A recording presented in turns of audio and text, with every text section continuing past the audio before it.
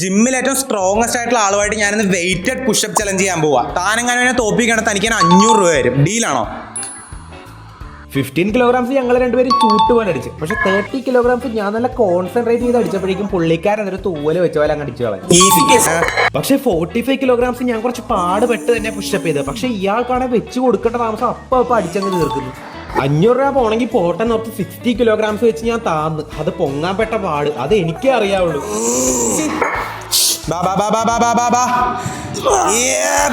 പുള്ളിക്കാരൻ നല്ലപോലെ സ്ട്രഗിൾ ചെയ്യുന്നുണ്ടായിരുന്നു. എന്നാലും ഞാൻ മാക്സിമം സപ്പോർട്ട് ചെയ്ത് പുള്ളിക്കാരനെ കൊണ്ട് അടുപ്പിച്ചത്. പിന്നെ 70 kilograms എത്തി. അത് ബാലൻസ് ചെയ്യാനേ നല്ല പാടായിരുന്നു. പിന്നെ താഴത്ത് പോയിട്ട് എന്തായാലും നിങ്ങൾ തന്നെ കണ്ടുനോക്കൂ. 500 രൂപ പോയാലും ഇയാളെ കൊണ്ട് അടുപ്പിച്ചിട്ടേ പോരത്തുള്ളൂന്നായിരുന്നു എന്റെ മൈൻഡ് സെറ്റ്. അങ്ങനെ പുള്ളിക്കാരൻ ഞാൻ നല്ലപോലെ സപ്പോർട്ട് ചെയ്ത് എങ്ങനെയും പൊക്കട്ടെ എന്ന് ഓർത്തിട്ട്. പക്ഷേ ഇന്ന് ഞങ്ങൾ ഈക്വൽ ആയിട്ട് തീർന്നേ. അങ്ങനെയാണെങ്കിൽ നിങ്ങൾക്ക് എത്ര വെയിറ്റ് ആഡ് ചെയ്യാൻ പറ്റും?